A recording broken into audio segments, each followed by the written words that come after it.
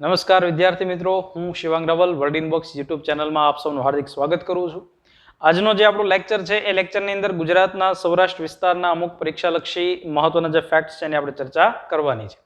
હવે અત્યારનો જે સમય છે એમાં વિદ્યાર્થીઓ જે સિનિયર ક્લાર્ક અથવા એટીડીઓ સાથે ડીવાયએસઓ અને એસટીઆઈની જે પરીક્ષાની તૈયારીઓ કરે છે, વિદ્યાર્થીઓ પાસે 8 થી 10 જેટલા અલગ અલગ વિષય હોય છે અને એ વિષયનું રિવિઝન કરવું એ અત્યારનો જે સમય છે એની અંદર વિદ્યાર્થીઓ છે એની માટે વધારે હિતાવહ હોય છે. એટલે ગણિત, ગુજરાતી જેવા જે વિષયો છે, અંગ્રેજી જેવા વિષયો છે, સિનિયર ક્લાર્કની અંદર જેમાંથી વધારે માર્ક્સનું ભારણ નીકળતું હોય છે, તો એ વિષયની અંદર વ્યવસ્થિત રિવિઝન વિદ્યાર્થીઓ વધારે કરતા હોય છે. સાથે જે જીએસનો ટોપિક આવતો હોય છે, આ જીએસના ટોપિકની અંદર બંધારણ, ઇતિહાસ, ભૂગોળ, વારસો, આ અલગ અલગ ઘણા બધા સબ્જેક્ટ છે ભેગા થતા હોય છે. સાથે આપણે વિદ્યાર્થીઓ છે એ આ બધા વિષયની તૈયારી કરી રહે અને જિલ્લાઓ છે એનું ફાસ્ટ રિવિઝન પણ સાથે થતું જાય એ ઉદ્દેશથી એક સિરીઝ છે એ શરૂ કરેલી છે.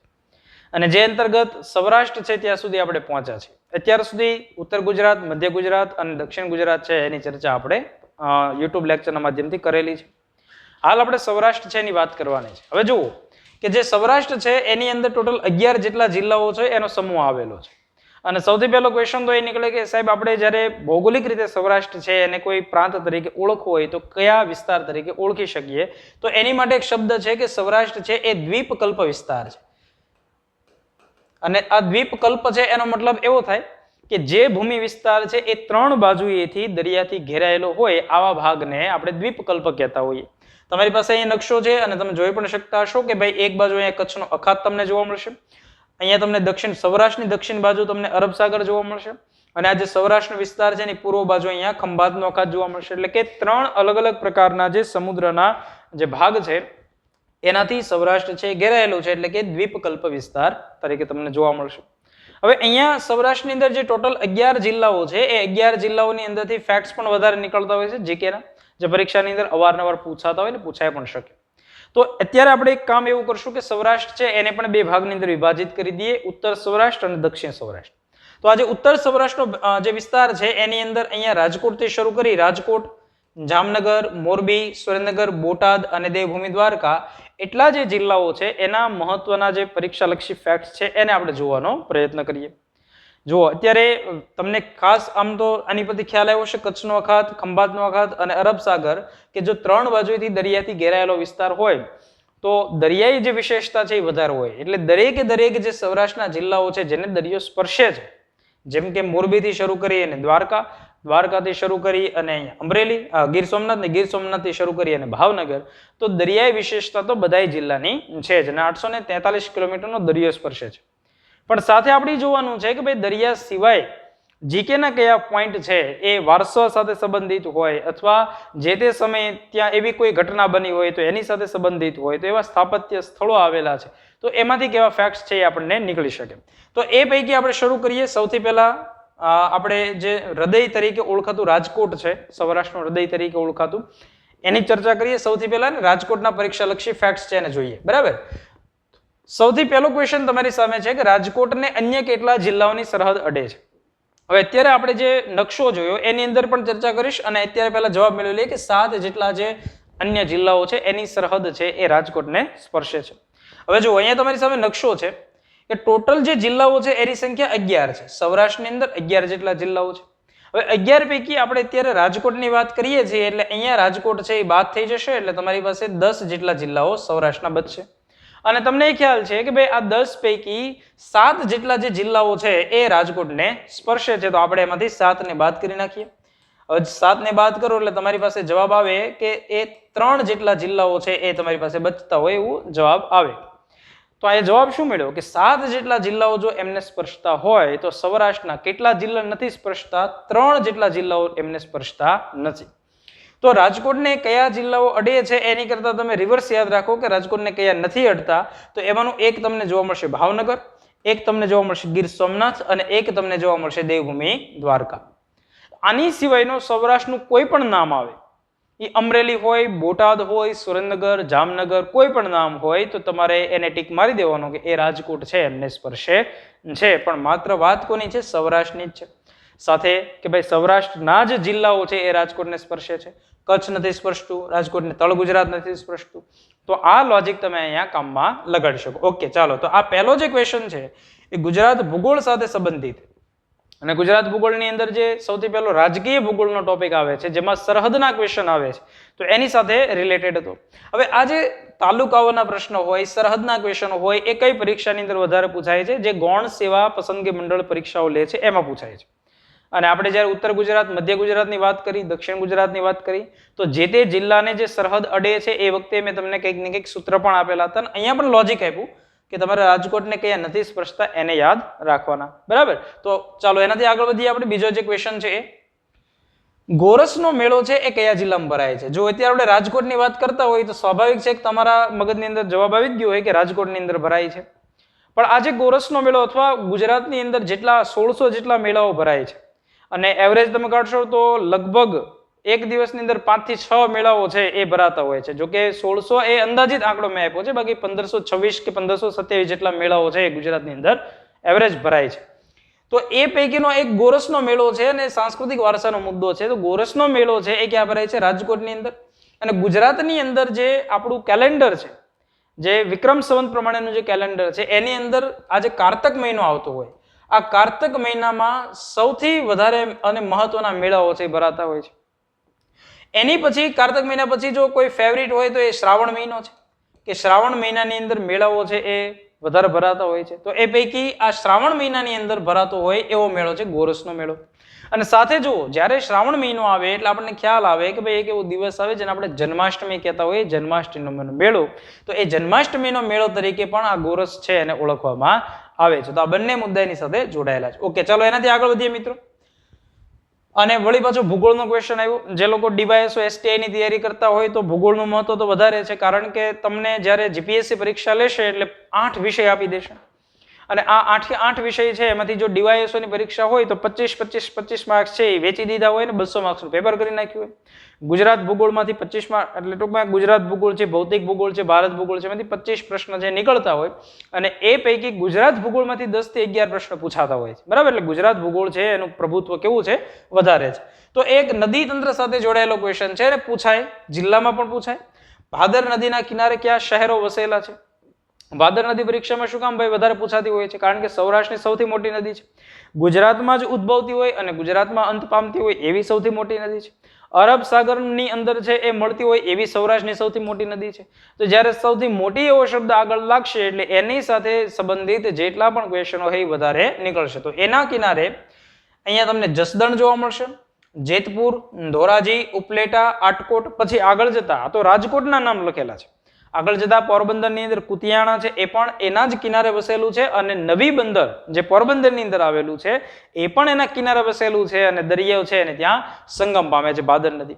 હવે જુઓ કે જે જગ્યાએ રાજકોટની અંદર ભાદર નદી ઉદ્ભવે છે, જે જસદણની ટેકરીઓ આવેલી છે ત્યાંથી ઉદ્ભવશે અને દક્ષિણ પશ્ચિમ તરફ આગળ વધે છે. એટલે અહીંયા રાજકોટ અને અહીંયા પોરબંદર આવેલું છે. અને ઘણીવાર થાય એવું કે એક નદી છે જેનું નામ છે સુખભાદર. તો એ સુખભાદર નદી છે એનું જે વહાણ છે એ તમને કઈ બાજુ જોવા મળશે? તો કે એ પૂર્વ તરફ જોવા મળશે, અમદાવાદ પાસે અહીંયા ખંભાતના અખાતને મળે છે. તો આ બંને નદી છે એની અંદર ભાદર શબ્દ કોમન છે, એટલે ઘણા વિદ્યાર્થીઓને એક જ ભાદર નદી લાગતી હોય. અને ઘણા તો એવું વિચારતા હોય કે આ જે સુખભાદર નદી છે એ જ ગુજરાતમાં ઉદ્ભવીને ગુજરાતની અંદર અંત પામતી સૌથી મોટી નદી છે, પણ એ ફેક્ટ કેવો છે? એ ખોટો છે. ઓકે, ચાલો એનાથી આગળ વધીએ. એક ઉપનામની વિશેષતા પૂછવામાં આવી છે. સૌરાષ્ટ્રના માથેરાન તરીકે કોને ઓળખવામાં આવે છે? ગુજરાતની અંદર ઘણા બધા પ્રાકૃતિક કેન્દ્રો આવેલા છે, ભૌગોલિક એવા સ્થળો આવેલા છે કે જે જગ્યાએ ડુંગર અને જંગલ છે એ બંનેનો તમને સમન્વય જોવા મળતો હોય. અને ડુંગર અને જંગલ હોય એટલે જંગલની અંદર સ્પેસિફિક અમુક ઔષધિઓ અથવા અમુક વનસ્પતિઓ છે એનો સમૂહ તમને જોવા મળતો હોય છે. તો એવું હિંગોળગઢ નામનો એક વિસ્તાર આવેલો છે જે જગ્યાએ રાજકોટ આવેલું છે ત્યાં. અને આ હિંગોળગઢ ખાતે ટેકરીઓ એટલે કે હિંગોળગઢ ડુંગર પણ આવેલો છે અને એની ફરતે ફરતે વન વિસ્તાર આવેલો છે. તો એ જગ્યાએ ભારતનું પણ કહી શકો અને ગુજરાતનું એકમાત્ર સૌથી પહેલું શરૂ થયું હોય એવું પ્રાકૃતિક શિક્ષણ કેન્દ્ર છે એ શરૂ કરવામાં આવ્યું હિંગોળગઢ ખાતે. હવે અહીં પ્રશ્ન થાય કે સાહેબ આ માથેરાન લખવામાં આવેલું છે, સૌરાષ્ટ્રનું માથેરાન, તો આ માથેરાન ક્યાં આવેલું છે? એ મહારાષ્ટ્રની અંદર આવેલું છે. બરાબર? જે રીતે તમને હિંગોળગઢ ખાતે ભૌગોલિક વિશેષતા જોવા મળે છે એવી વિશેષતા કઈ જગ્યાએ મુખ્ય તમને જોવા મળશે? મહારાષ્ટ્રની અંદર, મુંબઈની અંદર આવેલું માથેરાન જે છે ત્યાં જોવા મળશે. એટલે એની વિશેષતાને ધ્યાનમાં રાખી અને હિંગોળગઢ છે એને સૌરાષ્ટ્રના માથેરાન તરીકે છે ઓળખવામાં આવે છે. આવા ગુજરાતના ઉપનામો છે એ ગૌણ સેવા પસંદગી મંડળ વાળાનો તો ફેવરિટ હોય છે પૂછવાની અંદર, કે એ આવી રીતે જેમ કે ભારતનું બોસ્ટન, માન્ચેસ્ટર, એન્ટવર્પ, આવા બધા કે ભાઈ ભારતના એન્ટવર્પ તરીકે કોને ઓળખવામાં આવે છે, ભારતનું અથવા ગુજરાતનું ટોક્યો તરીકે કોને ઓળખવામાં આવે છે, પુલોનું શહેર તરીકે કોને ઓળખવામાં આવે છે. તો એ જ રીતે તમને પૂછે કે ભાઈ પક્ષીવિદોની આંગણવાડી તરીકે કોને ઓળખવામાં આવે છે. તો એવા જે ભૌગોલિક કેન્દ્રો હોય એને કંઈક ને કંઈક ઉપનામથી ઓળખવામાં આવતા હોય છે. તો અહીંયા હિંગોળગઢ છે, પ્રાકૃતિક શિક્ષણ કેન્દ્ર છે, એક પ્રકારનું અભયારણ્ય છે, પક્ષી માટેનું અભયારણ્ય છે. તો એ માથેરાન ખાતે આવેલું છે, સૌરાષ્ટ્રના માથેરાન તરીકે ઓળખાય છે, રાજકોટની અંદર આવેલું છે. રાજકોટના કાગવડ ખાતે કયું સાંસ્કૃતિક વન આવેલું છે? ઓકે, ચાલો જુઓ. ગુજરાતની અંદર દર વર્ષે વન મહોત્સવ ઉજવવામાં આવે છે અને એ વન મહોત્સવ જ્યારે ઉજવાતો હોય એ ક્યારે ઉજવાય? વન મહોત્સવ જુલાઈ મહિનાની અંદર ઉજવાતો હોય છે. સામાન્ય રીતે પહેલું જે વીક હોય જુલાઈનું એને વન મહોત્સવ તરીકે ઘોષિત કરવામાં આવે છે, પણ પછી સરકાર ઉપર ડિપેન્ડ રાખે છે કે એ ક્યારે ઉજવશે, બરાબર. પણ જુલાઈની અંદર આદર્શ જુલાઈની અંદર પહેલું જે વીક હોય એ પહેલા વીકની અંદર આ કાર્યક્રમ થઈ જવો જોઈએ. પછી મેં કીધું એ પ્રમાણે સરકાર જે તે તારીખ છે ડિક્લેર કરતા હોય છે. જ્યારે જુલાઈની અંદર અથવા કોઈ પણ સમયે સરકાર છે એ વન મહોત્સવ ઉજવશે તો એ નિમિત્તે એક સાંસ્કૃતિક વન છે એની સ્થાપના કરશે. અને એવું સાંસ્કૃતિક વન રાજકોટની અંદર જે જગ્યાએ ખોડલધામ આવેલું છે ત્યાં નારી તું નારાયણી થીમ ઉપર છે એ વર્ષ 2014માં કયું બનેલું છે? શક્તિવન બનેલું છે. મિત્રો ખાસ આ જે ક્વેશ્ચન છે એને આપણા ટોપિકની અંદર લેવા પાછળનું જે કારણ છે એવું છે કે છેલ્લો જે વન મહોત્સવ ગયો એટલે અત્યારનું જે વર્ષ છે વર્ષ 2021 ચાલે છે, તો છેલ્લો ક્યારે ગયો હોય? 2020માં જ ગયો હોય. આ 2021 નો જુલાઈ મહિનો તો ચાલે છે એટલે હવે નવું સાંસ્કૃતિક વન સ્થપાશે અને નવું જે સાંસ્કૃતિક વન સ્થપાય એ વળી પાછું તમને પરીક્ષાની અંદર પણ પૂછાશે. પણ હું જે વાત કરી રહ્યો છું કે છેલ્લું જે સાંસ્કૃતિક વન સ્થપાણું 2020 ની અંદર એ પણ રાજકોટની અંદર સ્થપાણું કઈ જગ્યાએ? આજી ડેમ ખાતે. અને એને જે નામ આપવામાં આવ્યું એ રામવન નામ આપવામાં આવ્યું. એટલે ઘણીવાર જુઓ વિદ્યાર્થી કરંટમાં આવ્યું હોય રામવન કે નીચેનામાંથી કયું સાંસ્કૃતિક વન છે એ રાજકોટમાં આવેલું નથી અથવા આવેલું છે, આવું તમને પૂછાય. એનો ઓપ્શનની અંદર રામવન હોય ને શક્તિવન હોય અને A and B બંને હોય તો વિદ્યાર્થી છેલ્લે આ જ વાંચ્યું હોય એટલે એમ કે રામવન જ આવેલું છે. તો આવી ભૂલ ન થાય એટલા માટે આ પ્રશ્ન છે એને અહીંયા સમાવવામાં આવેલો છે. ઓકે, ચાલો એનાથી આગળ વધીએ. ગુફા સ્થાપત્યનો ક્વેશ્ચન છે. ખંભાલીડાની ગુફા ક્યાં આવેલી છે? મિત્રો જુઓ, જ્યારે કોઈ પણ ગુફા સ્થાપત્ય આવશે, બરાબર, એટલે એ કોઈ ને કોઈ ધર્મ સાથે તો સંબંધિત હશે જ. પહેલી વસ્તુ ખંભાલીડાની ગુફા ખંભાલીડામાં જ આવી હોય, બરાબર. આ પહેલો તમારો સવાલ નો જવાબ છે. બીજું કે ખંભાલીડા જો તમને પૂછે કે ભાઈ ત્યાં આજુબાજુમાં કયો પ્રખ્યાત વિસ્તાર અથવા તાલુકો પૂછાય તો તમને ગોંડલ રાજકોટની અંદર આવેલું છે. તમને જ્યારે પૂછાય કે ભાઈ કયા ધર્મ સાથે સંબંધિત છે તો એ બૌદ્ધ ધર્મ સાથે સંબંધિત છે. અને આપણા ગુજરાતની અંદર જે બૌદ્ધ ધર્મ છે અને જૈન ધર્મ છે એનો પણ ઘણો પ્રભાવ રહેલો છે ને એના ઘણા બધા સ્થાપત્ય આવેલા છે જે પરીક્ષાની અંદર બેઠા પૂછાય છે. જેમ કે ગિરનાર છે તો એ જૈન ધર્મ બૌદ્ધ ધર્મ માટે જાણીતું સ્થળ છે. પછી દેવના મોરી જે વિસ્તાર આવેલો છે અરવલ્લીની અંદર તો અવારનવાર પરીક્ષાની અંદર પૂછાયેલો છે અને એની અંદરથી પણ આવા અવશેષ સ્તૂપના અવશેષો છે એ મળી આવેલા છે. એ જ રીતે તમને આ રાજકોટની અંદર ખંભાલીડાની જે ગુફા આવેલી છે આ ગુફાને શૈલ ગુફાના નામથી એટલે મીન્સ કે નામ તો નહીં પણ શૈલ ગુફા તરીકે ઓળખવામાં આવે છે. સાથે બીજી વસ્તુ એટલા માટે પૂછાય છે કે ખંભાલીડામાંથી વજુ પાણીનું જે શિલ્પ છે એ મળી આવેલું. તો આવા 3 થી 4 ફેક્ટ્સ જ્યારે ભેગા થાય, જો પ્રશ્ન છે મિત્રો ત્યારે જ નીકળશે કે જ્યારે કોઈ ધાર્મિક મહત્વ હોય અથવા ઐતિહાસિક મહત્વ હોય અથવા સાંસ્કૃતિક મહત્વ હોય. આ 3 મહત્વ જો ભેગા થઈ જતા હોય તો પરીક્ષાની અંદર પૂછાવાના જે ચાન્સ છે એ વધારે વધી જતા હોય છે. તો એવી રીતે ખંભાલીડાની પૂછાય. ઓકે, ચાલો એની સિવાય રાજકોટની અંદર ઉપલેટા ખાતે ઢાંકની ગુફા આવેલી છે અને ઝિંઝુરીઝરની ગુફા છે એ પણ ત્યાં જ ઉપલેટાની અંદર આવેલી છે. એટલે આ બંને પણ તમે યાદ રાખી શકો ખરા કે ભાઈ ગુફા સ્થાપત્ય રાજકોટની અંદર આવેલું છે ખરું. ઓકે, ચાલો એનાથી આગળ વધીએ. વળી પાછો આ જીકે નો પોઈન્ટ છે. હવે જ્યારે જિલ્લા ભણતા હોય તો એની અંદર કોઈ પર્ટિક્યુલર સબ્જેક્ટ ન હોય. તમે ઇતિહાસ વાંચવા બેઠા હો તો રાજકોટનો ઇતિહાસ જ આવે, રાજકોટનો સત્યાગ્રહ આવે અને એની સિવાય રાજકોટના જે રજવાડું છે એનો અથવા જે ગોંડલના રજવાડા છે એની વિશે માહિતી આવે. તો એવા જે મેટર હોય એ તમને શેમાં જોવા મળે? ઇતિહાસની અંદર પર્ટિક્યુલર જોવા મળે.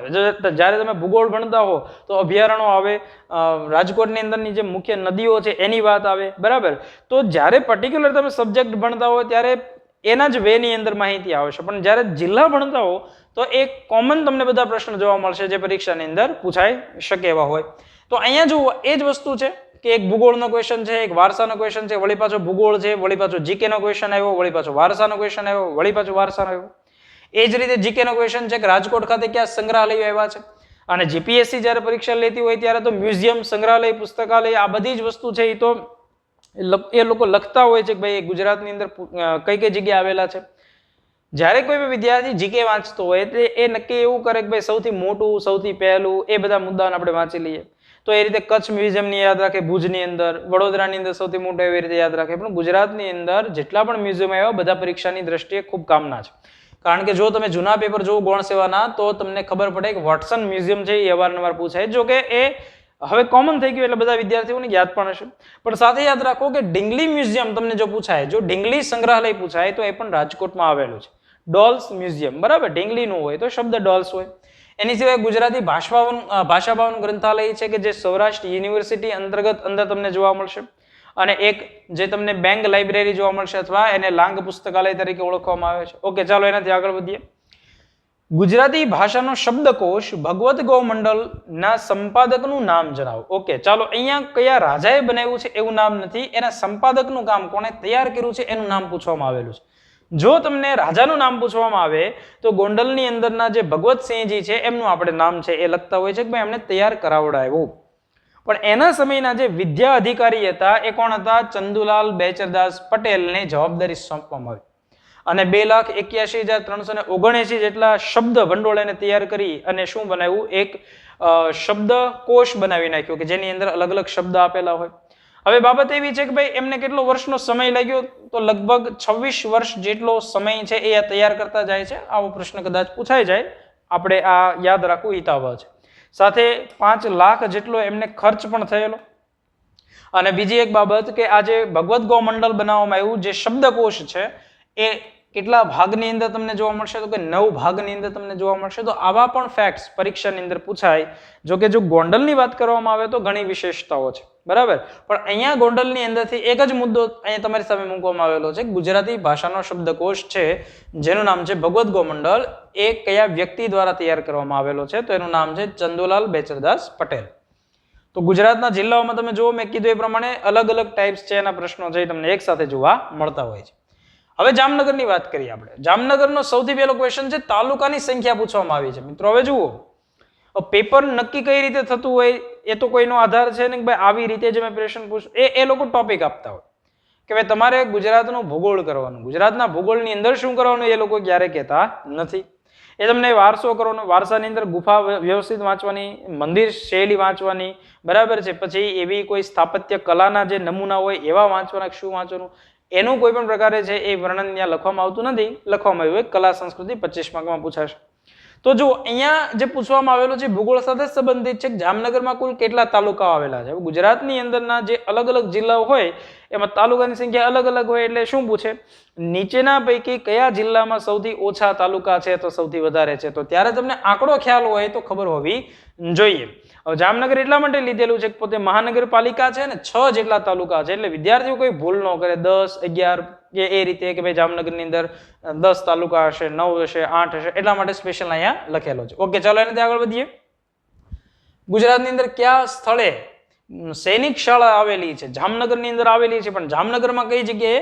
બાલાછડી ખાતે આવેલી છે. એ જ રીતે જામનગરની અંદર જે વાલસુરા આવેલું છે, બરાબર. આ વાલસુરા પણ જાણીતું શાની માટે? જો અહીંયા 3 ના નામ તમારે યાદ રાખવાના છે. એક તો તમે સૈનિક શાળા યાદ રાખો છો, અને આ સૈનિક શાળા કઈ જગ્યાએ આવેલી છે? બાલાછડી ખાતે આવેલી છે. એની સિવાય તમે બેડી યાદ રાખો છો. હવે બેડી છે એ ખરેખર બંદર છે, બરાબર. તો વિદ્યાર્થીને થાય કે બંદર હોય તો નૌકા સેના સાથે સંબંધિત હોવું જોઈએ, પણ અહીંયા હવાઈ દળનું કેન્દ્ર આવેલું છે. અને એક બાજુ વાલસુરા, તો એ જગ્યાએ નૌકા સેનાનું મથક આવેલું છે. અને ગુજરાતની અંદર આજે સામાન્ય રીતે આ આપણી 3 વસ્તુ છે એ સૈન્યની પાંખ તરીકે ઓળખાય છે, જે રાષ્ટ્રપતિ અંતર્ગત આવતી હોય છે. જો બંધારણ ભણતા હોય તો ખ્યાલ જ હશે. તો સૈનિક શાળા એ તમને બાલાછડી ખાતે જોવા મળશે, હવાઈ દળનું કેન્દ્ર બેડી ખાતે જોવા મળશે, અને જે નૌકા સેના છે એ વાલસુરા ખાતે જોવા મળશે. તો જામનગરની અંદર 3 પ્રકારના સૈનિક સાથે અથવા સંરક્ષણ સાથે સંબંધિત જે સંસ્થાથી જોવા મળશે. તો બાલાછડી, અને ખાલી બાલા ઉપરથી કોઈ આવે તો બાલા હનુમાન તમારે યાદ રાખવાનું.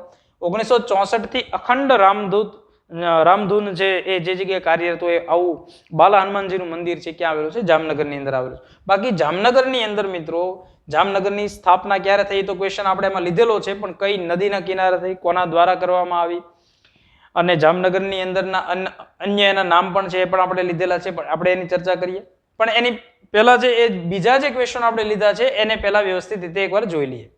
ભૂચર મોરી ખાતે ક્યુ સાંસ્કૃતિક વન બનાવવામાં આવેલું? ઓકે, ચાલો જો સામાન્ય રીતે એમ પૂછે કે ભાઈ ભૂચર મોરી છે એ સ્થળ કઈ જગ્યાએ આવેલું છે, તો આપણે આઈડેન્ટિફાઈ કરીએ કે ભાઈ જામનગરની અંદર ધ્રોલ તાલુકો આવેલો છે અને એની અંદર ભૂચર મોરીનો વિસ્તાર આવેલો છે અને ત્યાં એક યુદ્ધ થયેલું હતું. કોની વચ્ચે થયેલું છે? તો કે જામ સતાજીની વચ્ચે અને મિર્ઝા અઝીઝ કુકા છે, આ બંનેની વચ્ચે થયેલું છે. ગુજરાતના પાણીપત તરીકે ઓળખવામાં આવે છે. તો એ જે જગ્યા છે જ્યાં આવું એક ભૂચર મોરી ખાતે યુદ્ધ થયેલું, તો એની સ્મૃતિની અંદર એક વન બનાવવામાં આવ્યું, એને શહીદ વન નામ આપવામાં આવ્યું. વિજયભાઈ રૂપાણી દ્વારા આ સાંસ્કૃતિક વન બનાવવામાં આવેલું છે, જે પરીક્ષાની અંદર આપણને પૂછાય. ઓકે, ચાલો એની વળી પાછો એક સાંસ્કૃતિનો એની પછીનો એક ક્વેશ્ચન છે. ગોપનું મંદિર 11-12મી સદીની અંદર તૈયાર થયેલું અને હજી એના અવશેષો છે એ અહીંયા મળી આવતા હોય આવું એક સરસ મજાનું વર્તુ નદીના કિનારે, અહીં નદી પૂછવામાં આવેલી છે. કઈ નદીના કિનારે તમને જોવા મળશે? તો વર્તુ નદીના કિનારે જીનાવરી ગામ ખાતે ગોપનું મંદિર આવેલું છે. તો ગોપનું મંદિર છે એ પરીક્ષાની અંદર તમારી માટે ખૂબ આઈએમપી છે. ક્યાં આવેલું છે? જામનગરની અંદર. ઓકે, ચાલો એનાથી આગળ વધીએ. જામનગર માટે અન્ય કયા શબ્દ પ્રયોજાય છે?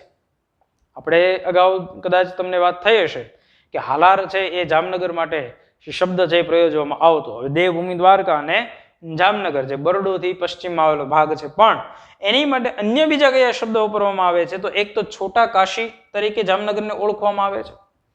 એની સિવાય સૌરાષ્ટ્રનું પેરિસ, તમે જો જામનગરની વિશેષ બાબતો વાંચી હોય તો તમને ખ્યાલ હશે કે જામ રણજીતસિંહજી જે છે એમણે જામનગરને આધુનિક બનાવવાનો ખૂબ પ્રયત્ન કર્યો. એવા રસ્તાઓ, એવા સ્થાપત્યો, તો એ જે પેરિસની અંદર જે સ્થાપત્ય કલા અથવા જેવા રસ્તાઓ ટૂંકમાં એને ધ્યાનમાં રાખી એવી ઉપમા છે એ અહીંયા આપી સૌરાષ્ટ્રના પેરિસ તરીકે જામનગરને ઓળખવામાં આવે છે. એની સિવાય નવાનગર સ્ટેટ તરીકે અને કાઠિયાવાડના રતન તરીકે ઓળખવામાં આવે છે જામનગરને. તો આ મુદ્દા પણ તમે યાદ રાખી શકો. એની સિવાયનો આપણો ક્વેશ્ચન છે, જામનગરની સ્થાપના છે ક્યારે કરવામાં આવી? 1540 ની અંદર ઈસવીસન 1540માં જામ રાવળ છે એમના દ્વારા એમની સ્થાપના થયેલી છે. તો જામનગરની અંદરથી અત્યારે હાલ પૂરતા આ મુદ્દાઓને લીધેલા છે. પણ એની સિવાય તમે એક્ઝામ દેવા માટે જ્યારે જતા હો તો જામનગર જિલ્લાની ઉપર જ્યારે આપણે નજર ફેરવતા હોઈએ તો દરિયાઈ વિશેષતા છે એ વધારે આપણી માટે મહત્વની છે. જેમ કે પિરોટન ટાપુ ત્યાં આવેલો છે, બરાબર, અને આ પિરોટન ટાપુની વિસ્તારનો આજુબાજુનો જે વિસ્તાર છે ત્યાં તમને કોરલ રીફ જોવા મળે, જેને આપણે પરવાળા કહેતા હોય. અને પિરોટન બનેલો શેનાથી છે? તો કે પરવાળાના ખરાબાથી જ બનેલો છે. બીજી વસ્તુ કે ભાઈ આ જામનગર છે કઈ નદીના કિનારે આવેલું છે? એટલે આપણે કહીએ કે ભાઈ નાગમતી નદીના કિનારે આવેલું છે, બરાબર. નાગમતી નદી અને એ નાગમતી નદી છે અને રંગમતી નદી છે એનો સંગમ થાય છે. અને આ નાગમતી નદી છે એની પર કોઈ બંધ બનાવવામાં આવેલો છે? તો કે યસ, એક બંધ બનાવવામાં આવેલો છે જેને રણજીત સાગર સરોવરના નામથી ઓળખવામાં આવે છે. પછી આપણે વાંચતા હોય કે એક રણમલ તળાવ આવેલું છે, તો કે એ ભાઈ એ તો રંગમતી નદી ઉપર આવેલું છે અને એ રણમલની જે રણમલ તળાવ છે એની વચ્ચે એક લખોટા મહેલ આવેલો છે, બરાબર. એની પછી સ્મશાન ગૃહ છે એ તમને પરીક્ષાની અંદર પૂછાય. તો આવા ઘણા બધા મુદ્દાઓ જામનગરની અંદરથી નીકળી શકે એમ છે. આજે સિક્કા બંદર છે, સચાણા બંદર તમને જોવા મળે, જોડિયા બંદર, બેડી બંદર, આ બધા જ મુદ્દાઓ જામનગરની અંદરથી નીકળી તો શકે જ છે. મોટાભાગના મુદ્દાઓ છે એની જામનગરની આપણે અહીં ચર્ચા કરી, બાકીના મુદ્દા તમારી સામે અહીંયા લખવામાં આવેલા છે, બરાબર. તો પરીક્ષાની અંદર એ જ વસ્તુને ટાર્ગેટ કરતા હોય છે કે કંઈક વિશેષ મહત્વ ધરાવતું હોય. જેમ કે પરવાળા છે તો એ અવારનવાર જીપીએસસી જેવી પરીક્ષાની અંદર તો પરવાળા છે એ ખૂબ વધારે પૂછાય છે. ચાલો એનાથી આગળ વધીએ, મોરબીની અંદર જઈએ. અહીંયા જે ક્વેશ્ચન આપવામાં આવેલો છે એ મોરબી જિલ્લાની રચના ક્યારે કરવામાં આવી? હવે જુઓ અહીંયા શબ્દ શું લખેલો છે, અહીંયા શબ્દ લખેલો છે મોરબી જિલ્લાની રચના ક્યારે કરવામાં આવી. હવે તમને એમ પૂછો કે ભાઈ મોરબી શહેર છે એની ક્યારે કરવામાં આવી રચના? તો આજે અહીંયા તારીખ લખેલી છે 15 ઓગસ્ટ 2013, એ નહીં આવે તો 1698 આવશે. કન્યોજી જાડેજા દ્વારા એમની સ્થાપના કરવામાં આવી. આ ઐતિહાસિક મુદ્દો થઈ ગયો, મોરબી રજવાડું થઈ ગયું. પણ જ્યારે ગુજરાતની અંદર 1960 પછી જે જિલ્લાઓની રચના થઈ અને સમયાંતરે એ બધા જિલ્લાઓમાંથી જિલ્લાઓને વિસ્તરણ કરવામાં અથવા વર્ગીકરણ કરવામાં આવ્યા, એ પૈકીનો તમારો આ જવાબ હોવો જોઈએ 15મી ઓગસ્ટ 2013. હવે આ 2013 ની અંદર નરેન્દ્રભાઈ મોદી એક સાથે 7 જિલ્લા અલગ કર્યા, પણ આ 7 એક વિશેષતા તમારે યાદ રાખવી પડે કે ગુજરાતની અંદર અત્યાર સુધી જેટલા પણ જિલ્લા અલગ થયા એમાંથી કોઈ પણ જિલ્લો છે એ મોરબી સિવાય 3 જિલ્લામાંથી અલગ નથી થયેલો. તો આ મોરબી છે કયા કયા જિલ્લામાંથી અલગ થયેલો છે? એક રાજકોટ, એક સુરેન્દ્રનગર અને એક જામનગર. 3 જિલ્લાઓ પૈકી 3 જિલ્લાઓમાંથી અલગ થયેલો હોય એવો ગુજરાતનો એકમાત્ર જિલ્લો જેનું નામ છે મોરબી 15મી ઓગસ્ટ. ઓકે, ચાલો એનાથી આગળ વધીએ. પાળિયાના શહેર તરીકે કયું શહેર ઓળખાય છે? બરાબર. અને જ્યારે એનો જવાબ આવે તો આપણે કહીએ કે હળવદ. અને પ્રાચીન સમયની જો વાત કરવામાં આવે તો હલપદ્ર પ્રાચીન નામ પણ પૂછવામાં આવતા પરીક્ષાની અંદર. લગભગ 350 થી વધારે ખાંભીઓ અને પાળિયાઓ છે એ તમને આ વિસ્તારની અંદર જોવા મળશે. હળવદિયા બ્રાહ્મણનું જો કે આ શહેર કહેવાય હળવદ, પણ એની એક વિશેષતા છે પાળિયાઓના શહેર તરીકે ઓળખાય છે. સમત્સર તળાવ અને દાંડિયા જે મહેલ છે એ પણ આજે હળવદ છે એની ખૂબ સારી વિશેષતા છે. પણ હાલ પૂરતો આ પ્રશ્ન તમે યાદ રાખો કે પાળિયાઓના શહેર તરીકે કોને ઓળખવામાં આવે છે? હળવદને ઓળખવામાં આવે છે. ગ્રીસ અને રોમન શૈલીની અંદર તૈયાર થયેલો અમર પેલેસ છે એ ક્યાં આવેલો છે? તો એ વાંકાનેર, મોરબીની અંદર આવેલું વાંકાનેર છે એ જગ્યાએ આવેલું છે. અહીંયા શૈલી લખવામાં આવી છે એટલે તમને ખ્યાલ આવ્યો છે ગ્રીસ અને રોમન હોય તો એ યુરોપિયન શૈલીની અંદર જ બનેલું હોય. અમરસિંહજી છે એમના દ્વારા બનાવવામાં આવેલું વાંકાનેરની અંદર. ઓકે, ચાલો એનાથી આગળ વધીએ. મોરબી જિલ્લાની અંદર આવેલ એકમાત્ર બંદરનું નામ જણાવો તો એનું નામ છે નવલખી. ગુજરાતની અંદર નવલખી શબ્દ ઉપરથી વાવ પણ આવેલી છે, મંદિર પણ આવેલું છે નવલખી ઉપરથી. બરાબર. અને અહીંયા જે અનેક નવલખી વાવ છે, નવલખી મંદિર તમને જોવા, નવલખા વાવ, નવલખા મહેલ તમને જોવા મળે. અહીંયા જે તમને પૂછવામાં આવ્યું છે એ છે નવલખી બંદર. અને મોરબીની અંદર તો એકમાત્ર બંદર આવેલું છે. એમ તો સૌથી ઓછો દરિયા કિનારો છે એ મોરબીને સ્પર્શતો હોય છે. અને બાબત એવી થાય કે જ્યારે તમને એવું પૂછવામાં આવે કે ભાઈ આ નવલખી બંદર જે છે એમની રચના કયા વ્યક્તિ દ્વારા કરવામાં આવી, તો તમારે નામ યાદ રાખવાનું છે વાઘજી ઠાકોર બીજા. જ્યારે પરીક્ષાની અંદર આ વાઘજી ઠાકોર પૂછાય, વાઘજી બીજા, તો એમાંથી એક મુદ્દો શું આવે કે ભાઈ એમણે નવલખી બંદરની સ્થાપના કરી. બીજો મુદ્દો કે એમણે મોરબીની અંદર વાઘ મંદિર જે મણિ મંદિરના નામે ઓળખાય છે એમની પત્નીના યાદમાં એમણે બનાવ્યું, એટલે એને ગુજરાતના શાહજહાં તરીકે ઓળખવામાં આવે છે. તો આ વાઘજી બીજા જે છે એમના દ્વારા નવલખી બંદર છે એમનું નિર્માણ કરવામાં આવેલું હતું. એની પહેલા એક ટાપુ હતું. ઓકે, ચાલો એનાથી આગળ વધીએ. મોરબી જિલ્લાનો એક ગોજારો દિવસ તરીકે અથવા મચ્છુ હોનારત ક્યારે થઈ હતી? આ બંનેમાંથી કોઈ પણ શબ્દ છે એ પેપરની અંદર પૂછાઈ શકે. બરાબર. આ પ્રશ્ન છે એ કોઈ પણ આમ એક પણ સબ્જેક્ટ સાથે રિલેટેડ ન કહી શકો તમે, પણ એક એવી ઘટના ભૂતકાળની અંદર થયેલી છે કે જેની અંદર 25,000 થી વધારે માણસો છે એ મૃત્યુ પામેલા છે. તો એવી હોનારત છે, મચ્છુ હોનારત છે એ ક્યારે થઈ છે? તો એની તારીખ તમને યાદ રાખવાની કદાચ પૂછાઈ શકે. 11 ઓગસ્ટ 1979. જ્યારે આ સાલ હતી 1979, એ સમયે ગુજરાતની અંદર બાબુભાઈ જસાભાઈ પટેલ છે એમની સરકાર હતી. બરાબર. અને એ સમયે મચ્છુ ડેમ જે છે એ તૂટે છે અને મોરબી શહેર છે એની અંદર એક એવી હોનારત થાય છે. મેં કીધું એ પ્રમાણે કે ભાઈ ઘણા બધા લોકો છે એને પોતાના જીવ ગુમાવ્યા અને સાથે સાથે જેટલા પણ એવા ત્યાંના સ્થાપત્યો હતા એને પણ નુકસાન થયું અને લોકો છે એમને જીવ પણ ગુમાવ્યા. તો એ 11 ઓગસ્ટ 1979 નો દિવસ તમારે યાદ રાખવાનો. ઓકે, ચાલો એનાથી આગળ વધીએ. મોરબી જે રજવાડું હતું એના અંતિમ શાસક લખધીરસિંહજી, જેના નામ પરથી એક એન્જિનિયરિંગ કોલેજ આવેલી છે મોરબીની અંદર. તો પ્રશ્ન એમ પૂછવામાં આવેલો છે કે મહારાજા લખધીરસિંહજી દ્વારા બનાવવામાં આવેલ મંદિર જણાવો. રફાળેશ્વર પરીક્ષામાં પૂછાઈ શકે તેવો ક્વેશ્ચન છે. 1946 ની અંદર એ બનાવે છે. તો ખ્યાલ આવી જાય કે 1946 જો એ બનાવતા હોય, 1947 ની અંદર તો દેશ આઝાદ થયો અને રજવાડાઓનું એકત્રીકરણ શરૂ થયું. એટલે કે જ્યારે દેશનું એકીકરણ શરૂ હતું, એકત્રીકરણ શરૂ હતું, એવા સમયે મોરબી રજવાડાની અંદર કોનું શાસન હતું? લખધીરસિંહજીનું શાસન હતું. કઈ જગ્યાએ બનાવવામાં આવે છે? જાંબુડિયા ગામ ખાતે 1946 ની અંદર રફાળેશ્વર મહાદેવ છે એમનું મંદિર બનાવવામાં આવે છે. ઓકે, આ રફાળેશ્વર મહાદેવ પરીક્ષાની અંદર તમને પૂછાઈ શકે. એની પછી જે મણિ મંદિરની સ્થાપના કોના દ્વારા કરવામાં આવી? મેં હમણાં અહીંયા એની માહિતી સમજાવી દીધી છે કે વાઘજી ઠાકોર બીજા દ્વારા, એમના પત્ની હતા મણિબાઈ, એમની યાદમાં બનાવે છે. બરાબર. ઓકે, ચાલો એનાથી આગળ વધીએ. સુરેન્દ્રનગર જિલ્લો ગુજરાતની અંદર સૌરાષ્ટ્ર વિસ્તારમાં ઉત્તર તરફ આવેલો અને એમ કેવું હોય તો કહી શકીએ કે ભાઈ એનું એ વઢવાણ જે છે એને આપણે સૌરાષ્ટ્રનો અથવા કાઠિયાવાડ છે એનું પ્રવેશ દ્વાર તરીકે ઓળખતા. વઢવાણ દરવાજો કે ભાઈ એ વઢવાણની અંદર આવો એટલે કાઠિયાવાડ છે એ શરૂ થઈ જાય. તો એવું જે સુરેન્દ્રનગર છે એમાંથી શું પૂછાઈ શકે આપણને?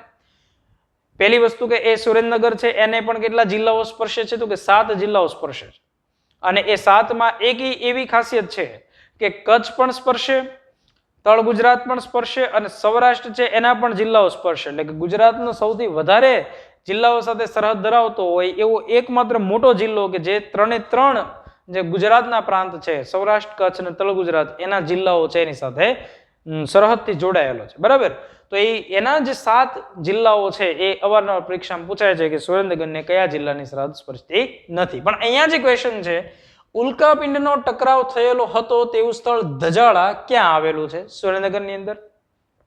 જે અવકાશી પદાર્થ છે એ પૃથ્વીના ગુરુત્વાકર્ષણ જે વિસ્તાર હોય એની અંદર આવી અને ત્યાંથી ખેંચાય અને જમીન સાથે ટકરાતા હોય છે. આવી ઘટના છે એ ઘણી બધી વાર બનતી હોય છે.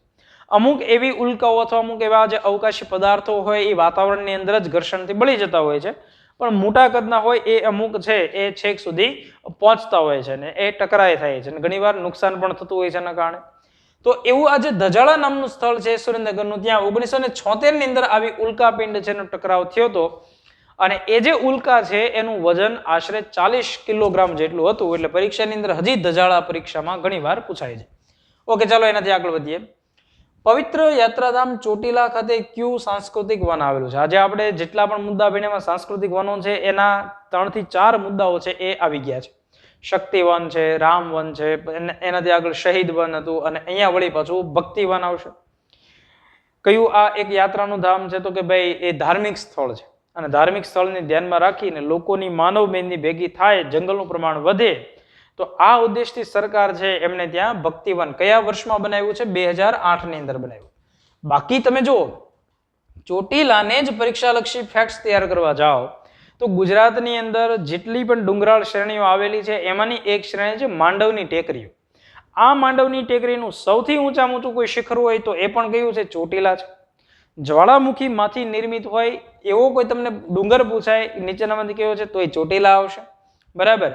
ભક્તિવન કઈ જગ્યાએ આવ્યું? એ જ જગ્યાએ આવ્યું. ચામુંડા માતાજીનો નિવાસ એટલે કે એનો વાસ કઈ જગ્યાએ છે? તો કે એ ચોટીલા ડુંગર ખાતે. તો આવા બધા ફેક્ટ્સ છે ચોટીલામાંથી તમારે નીકળી શકે. ઓકે, ચાલો એનાથી આગળ વધીએ. ગુજરાતના કયા શહેરને પિંક સિટી, ગુલાબી નગરી તરીકે ઓળખવામાં આવે છે? ધાંગધ્રા. હવે જુઓ, તમને એવો પ્રશ્ન પૂછાય કે ભાઈ પથ્થર નગરી તરીકે કોને ઓળખવામાં આવે છે? પથ્થરો સૌથી વધારે કઈ જગ્યાએથી મળી આવે? તોય તમારો જવાબ છે એ ધ્રાંગધ્રા જ હોવો જોઈએ. પથ્થર માટે પણ જાણીતું છે અને ગુજરાતની અંદર પિંક સિટી માટે પણ સુરેન્દ્રનગરની અંદરનો આ વિસ્તાર ખૂબ પ્રખ્યાત બનેલો. ઓકે, ચાલો હવે જુઓ. દલપતરામનું જૂનું રજવાડી શહેર વઢવાણ. જો કે એમનો જન્મ અહીંયા થયેલો વઢવાણ ખાતે અને પછી એમના જે એલેક્ઝાન્ડર ફાબસ એમના જે મિત્ર છે એમના પત્રના બોલાવવાથી અમદાવાદ ટ્રાન્સફર થાય છે અને પછી અમદાવાદની અંદર હજી રહી જાય છે. પણ એમના જૂના રજવાડી શહેર તરીકે વઢવાણ છે એ હજી પરીક્ષામાં પૂછાય છે, જે એની સાથે જોડાયેલું નામ છે. તો એ વઢવાણ ખાતે ક્યાં સ્થાપત્ય આવેલા છે એ તમને પૂછવામાં આવ્યું છે. વઢવાણ અને સુરેન્દ્રનગરને અલગ કઈ નદી કરે છે? ભોગાવો નદી કરે છે. જે પરીક્ષાની અંદર અવારનવાર પરીક્ષામાં આ ભૂગોળ સંબંધિત મુદ્દા છે એ આવી શકે. ઓકે, ચાલો. વઢવાણની અંદર એક તો આ માધા વાવ છે, દેશળ ભગતની વાવ છે, પ્રખ્યાત રાણક દેવીનું મંદિર છે જે સિદ્ધરાજ જયસિંહ સાથે સંબંધિત આખો મુદ્દો એ ઇતિહાસની અંદર ભણ્યા હશો તમે. હવા મહેલ છે, જો કે આનું કામ છે એ શરૂ થયું પણ અધૂરું રહી ચૂકેલું છે એ હવા મહેલ. ગંગવો કુંડ, જો કે એ વઢવાણની અંદર પણ કઈ જગ્યાએ? દેદાપરા નામના ગામ ખાતે આવેલો છે.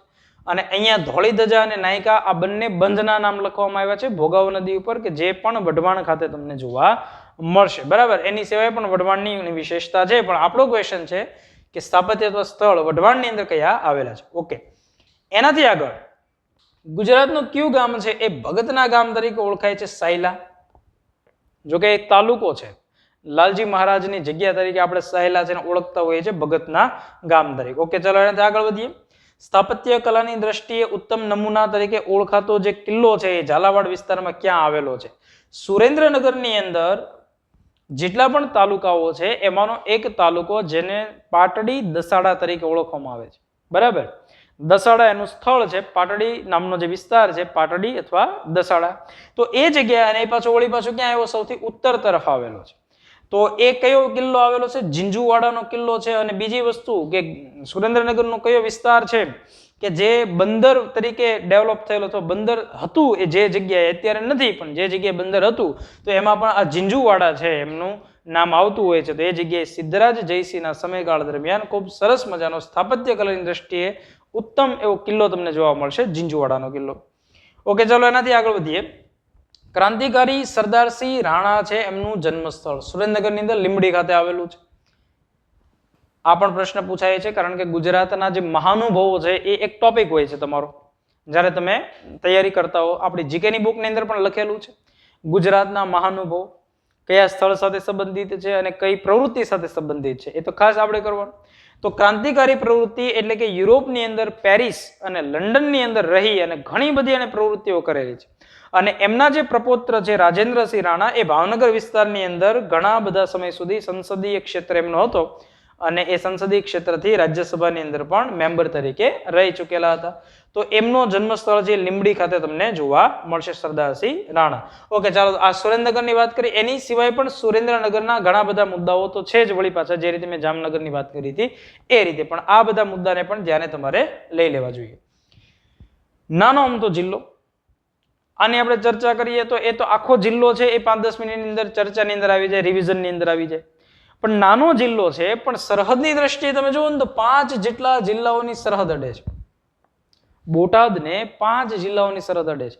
આ બોટાદની અંદર તાલુકા ખાલી 4 જ છે.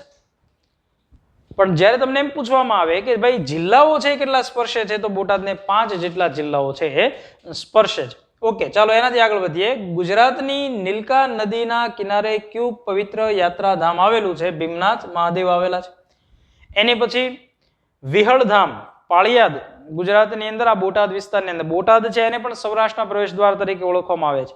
એક બાજુ અહીંયા તમને બોટાદ જોવા મળે અને ઉપર તમને સુરેન્દ્રનગર જોવા મળે. અને આ જે આખો વિસ્તાર છે અહીંયા અમદાવાદ આવેલું છે, અહીંયાથી મહેસાણા, પાટણ, એટલે આ ઉત્તર ગુજરાતનો વિસ્તાર, અહીંયા મધ્યનો વિસ્તાર, દક્ષિણનો વિસ્તાર, એટલે સૌરાષ્ટ્ર તરફ આવવા માટે અત્યાર સુધી સુરેન્દ્રનગરની અંદરનું જે વઢવાણ છે એ એક એવું કાઠિયાવાડના દરવાજા તરીકે પોતે પોતાની ઓળખ ધરાવતું. સાથે બોટાદ છે ને પણ સૌરાષ્ટ્રના પ્રવેશ દ્વાર તરીકે તો ઓળખાય જ છે. બીજી બાબત કે બોટાદ છે એનું પણ જે વર્ગીકરણ થયું એ 2 જિલ્લામાંથી થયેલું છે.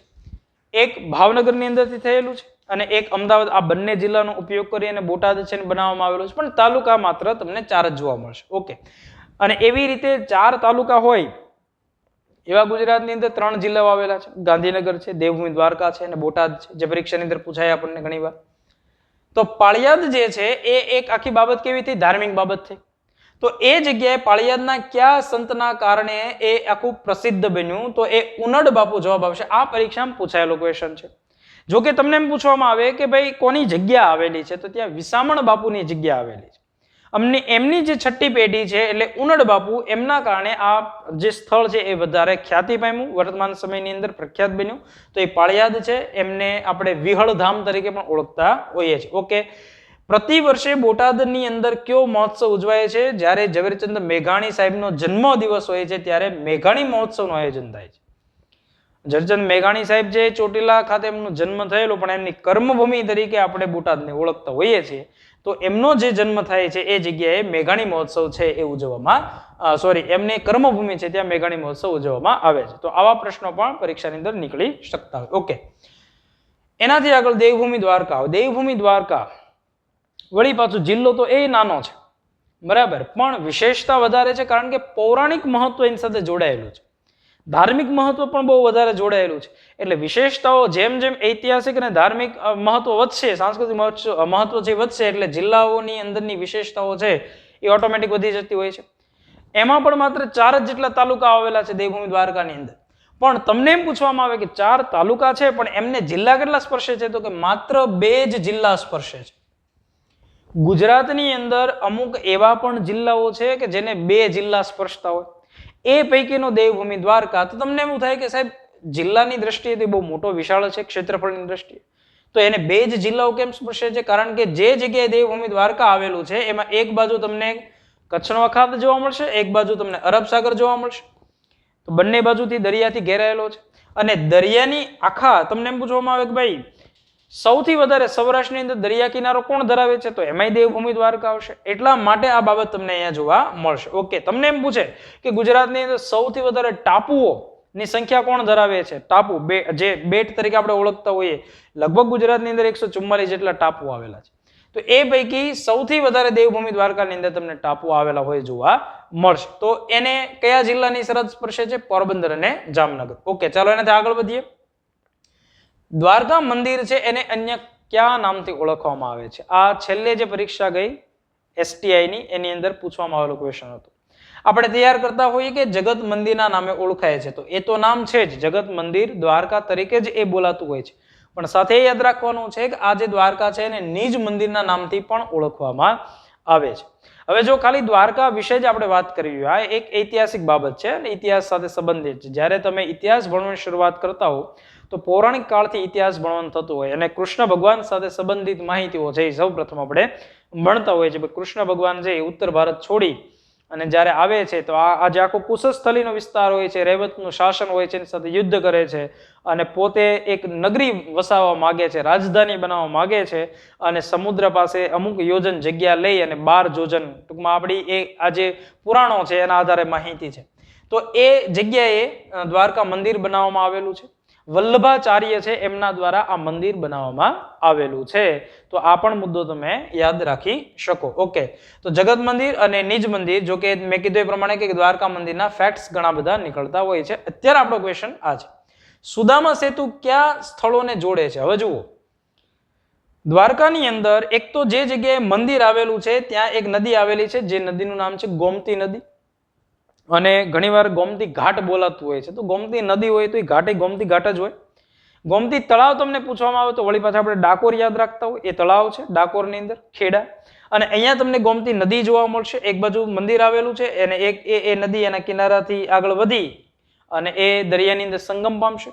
તો અહીંયા જે નદી આવેલી છે એ નદી ઉપર એક પુલ બનાવેલો છે જેનું નામ છે સુદામા સેતુ, જે કયા કયા બે વિસ્તારને જોડે છે? તો કે ગોમતી નદીનો તટ એટલે કે એનો જે ઘાટ અને સામે એક બીજું તીર્થ તમને જોવા મળશે, પંચનાદ તીર્થ, જે પરીક્ષામાં પૂછાયેલો ક્વેશ્ચન છે એટલા માટે અહીંયા લીધેલો છે. બીજું કે આવો જ એક સૌથી મોટો બ્રિજ કે જે ઓખા નામનું સ્થળ આવેલું છે ચોંચ ઉપર, વાયવ્ય દિશાની અંદર દેવભૂમિ દ્વારકામાં ચોંચ ઉપર આવેલું જે બંદર છે ઓખા, ત્યાંથી દરિયાની અંદર બેટ દ્વારકા નામનો વિસ્તાર આવેલો છે. એ ઓખાથી બેટ દ્વારકા વચ્ચે એક પુલ બનવા અત્યારે જઈ રહ્યો છે. જો કે એનું કામ અત્યારે શરૂ છે. એને સિગ્નેચર બ્રિજના નામથી ઓળખવામાં આવે છે. જે બની જશે તો ગુજરાતનો સૌથી મોટો કેબલ સ્ટેડ એ બ્રિજ બનશે. ઓકે, ચાલો એનાથી આગળ વધીએ. સૌથી મોટું વિન્ડ ફાર્મ ક્યાં આવેલું છે? હવે જો અહીં શબ્દ છે વિન્ડ ફાર્મ, વીજળી ઉત્પન્ન કરવા માટેના પરંપરાગત અને બિનપરંપરાગત ઘણા બધા સ્ત્રોત છે. તો એ પૈકીનું એક એટલે વિન્ડ ફાર્મ, જેને આપણે પવન ચક્કી તરીકે ઓળખતા હોઈએ. જ્યારે તમને એમ પૂછે કે સૌથી મોટું કઈ જગ્યાએ એવું, તો આપણે કહીએ કે ભાઈ એ લાંબા નામનો જે વિસ્તાર આવેલો છે કલ્યાણપુર તાલુકો, કઈ જગ્યાએ? તો કે એ દેવભૂમિ દ્વારકાની અંદર, તો ત્યાં આવેલું છે. પણ તમને એમ પૂછે કે સૌ પ્રથમ વિન્ડ ફાર્મ કઈ જગ્યાએ ભાઈ કાર્યરત કરવામાં આવ્યું? તો આપણું જે કચ્છ છે એની અંદર આવેલું માંડવી છે ત્યાં સૌપ્રથમ કાર્યરત કરવામાં આવ્યું. અને પવનચક્કી છે એ પવનની જે ઝડપ હોય લગભગ 16 કિલોમીટર પ્રતિ કલાકની ઝડપ તો હોવી જોઈએ. એવા વિસ્તારની અંદર જ પવનચક્કી આપણે સ્થાપી શકીએ કે જે 16 કિલોમીટરની ઝડપથી સતત પવન છે એ ફૂંકાતું હોય. તો લાંબા નામનું જે સ્થળ છે ત્યાં વિન્ડ ફાર્મ બનાવ્યું છે અને ડેનમાર્કની મદદથી આ વિન્ડ ફાર્મ તૈયાર કરવામાં આવેલું છે. તો આ મુદ્દો પણ પરીક્ષામાં પૂછાય. હવે અહીંયા એક વસ્તુ જો કે કટ થઈ ગઈ છે, પણ મુદ્દો એવો છે ગુજરાત ઇન્ડોલોજીકલ રિસર્ચ ઇન્સ્ટિટ્યૂટ સંસ્કૃત વિદ્યાપીઠ સાથે, ઇન્ડોલોજીનો મતલબ ધાર્મિક એ બાબતનું મહત્વ દેખાડે છે. તો એ ક્યાં આવેલી છે? દેવભૂમિ દ્વારકાની અંદર આવેલું તમને જોવા મળશે. જો કે મુદ્દો એ લખ્યો નથી એટલે આપણે ચર્ચાની અંદર લઈ લઈએ કે ભાઈ શંકરાચાર્ય છે એ જે 4 મઠની સ્થાપના કરે છે કે હિન્દુ ધર્મનું મહત્વ વધે એટલા માટે, એ પૈકીનો જે શારદા મઠ છે તો શારદા પીઠ છે એની સ્થાપના કઈ જગ્યાએ કરે છે? ગુજરાતની અંદર દ્વારકા ખાતે કરે છે. અને ત્યાં આ ઇન્ડોલોજીકલ રિસર્ચ ઇન્સ્ટિટ્યૂટ તમને જોવા મળશે. બીજું કે જે પવિત્ર યાત્રાના ધામ છે જેને આપણે 4 ધામ કહેતા હોય, એ 4 ધામની અંદર દ્વારિકા નગરી છે એમનો સમાવેશ થતો હોય છે. અને 7 મોક્ષદાયીની નગરીઓ છે તો એ 7 મોક્ષદાયીની નગરીઓમાં આ જે દ્વારકા છે એમનો સમાવેશ થતો હોય છે. ઓકે, ચાલો એનાથી આગળ વધીએ. ગુજરાતમાં કયા તળાવની માટીમાંથી ગોપીચંદન મળી આવે છે? તો ગોપીચંદન ગોપી તળાવમાંથી જ મળે. પણ એ ગોપી તળાવ આવેલું છે કઈ જગ્યાએ? બેટ દ્વારકા ખાતે આવેલું છે. આ તમે મુદ્દો યાદ રાખજો ને. બેટ દ્વારકાની અંદર રૂક્ષ્મણીજીનું મહેલ અને રૂક્ષ્મણીજીનું મંદિર ને એવા ઘણા સ્થાપત્ય આવેલા છે. બરાબર. અને એ આખો જે વિસ્તાર છે શંખોદ્વાર, જે શંખનું પ્રમાણ વધારે મળી આવતું એટલે શંખોદ્વાર વિસ્તાર તરીકે પણ ઓળખવામાં આવતો. ઓકે, ચાલો એને આગળ વધીએ. ટાટા કેમિકલ્સનું સોડા એશ બનાવવાનું કારખાનું ક્યાં આવેલું છે? મીઠાપુર, સોલ્ટ સિટી તરીકે જાણીતું. અને ટાટા કંપનીનો પ્લાન્ટ આવેલો છે. તો એવું મીઠાપુર તમને અહીંયા જોવા મળશે. એનાથી આગળ દ્વારકા નગરી આવે એટલે ભાણવડ પૂછાય જ. કારણ કે ત્યાં આવેલું જે ગુમલી નામનું સ્થળ છે એ બે બાબત માટે જાણીતું છે. એક નવલખા મંદિર. નવલખા છે એનો જે અર્થ થાય કે એમાં વધારે અથવા લાખો રૂપિયાનો ખર્ચ થયો હશે. એક બાબત પ્રમાણે 9 લાખનો ખર્ચ થયો એવું લોકો માનતા હોય છે. તો એ નવલખા મંદિર તમને જોવા મળશે. અને સેંધવ વંશ છે એની રાજધાની તરીકે ઘણીવાર પરીક્ષાની અંદર પૂછાઈ ચૂકેલું છે. તો એ પણ તમારે યાદ રાખવાનું. આગળ જતા જેઠવા વંશ છે એની રાજધાની પણ એ બનેલો હતો. ઓકે, ચાલો. તો આજે આપણે જે આ લેક્ચરની અંદર ચર્ચા કરી એમાં રાજકોટની વાત કરી, રાજકોટથી જામનગરની વાત કરી, સુરેન્દ્રનગર છે એની વાત કરી, મોરબીની વાત કરી, બોટાદની વાત કરી અને દેવભૂમિ દ્વારકાની વાત કરી. તો જીકેના તો ઘણા બધા પોઈન્ટ નીકળે છે, પણ આપણે જે પરીક્ષાની અંદર અગાઉ મેં જેટલા પ્રશ્નો લીધા છે જે તે જિલ્લાની અંદરથી પૂછાયેલા ક્વેશ્ચન હોય એને જ અહીંયા લીધેલા છે. તો તમને એનો ખ્યાલ એક આવે કે જ્યારે તમે પરીક્ષાની તૈયારી કરતા હો તો કે હવે ભાઈ કેવા પ્રશ્ન પૂછાઈ શકે ને આપણે જ્યારે જિલ્લા વાંચતા હોય તો કઈ બાબતને આપણે ત્યાં હાઇલાઇટ કરવી જોઈએ. બરાબર. એની સિવાય એક એ બાબત તમને કહેવાની કે હાલમાં એટીડીઓ અને સિનિયર ક્લાર્ક માટે આપણે એક મોક ટેસ્ટનું આયોજન કરેલું છે.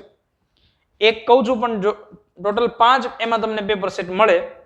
અને આ આખો જે કાર્યક્રમ છે એમાં 200 માર્ક્સ નું એક પેપર અને એક કોની પદ્ધતિ પ્રમાણે તો કે ગૌણ સેવા પસંદગી મંડળ GSSSB એની જે પેટર્ન છે એના જે GS માં 80 માર્ક્સ પૂછાય, ગુજરાતીમાં એટલા માર્ક્સ, ગણિતમાં એટલા માર્ક્સ, તો એ રીતે એક આખું પેપર મસ્ત સેટ કરેલું હોય. અત્યારે વર્તમાન જે ગૌણ સેવાની જે પદ્ધતિ છે એ પ્રમાણેના પ્રશ્નો, વર્તમાન ટ્રેન્ડ પ્રમાણેના આવું એક પેપર, આવા તમને ટોટલ કેટલા પેપર મળે તો કે 5 પેપર મળે. ટોટલ 1000 માર્ક્સ છે એનો કન્ટેન્ટ તમને મળે અને એ મોક ટેસ્ટ છે એ તમને ઘર બેઠા કુરિયરથી મળી જાય.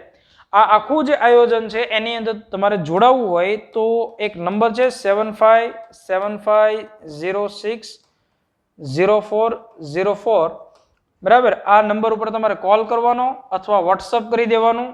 જો કોલ રિસીવ ન થાય તો વોટ્સઅપ કરી દેવાનો અને વિશેષ તમારો કોન્ટેક્ટ છે સામેથી કરવામાં આવશે. બરાબર. તો આજે આપણે જે ભણ્યા છે એ 6 જિલ્લાઓની વાત કરી છે. હવે નેક્સ્ટ લેક્ચર આપણે ટૂંક સમયની અંદર લઈએ કે જેની અંદર તમારા બાકીના જે 5 જિલ્લાઓ છે એ અને પછી એક લેક્ચર એવું લેવાનું થશે કે જેની અંદર કચ્છની આપણે વાત કરી. તો તમારું ગુજરાતના જિલ્લાઓ સાથે સંબંધિત ફાસ્ટ રિવિઝન છે એમાં તમને ઘણો બધો ફાયદો થાય. બરાબર. જ્યાં સુધી આપણે નવા લેક્ચરમાં મળીએ છીએ ત્યાં સુધી દરેક વિદ્યાર્થી મિત્રોને જય હિન્દ, જય ભારત.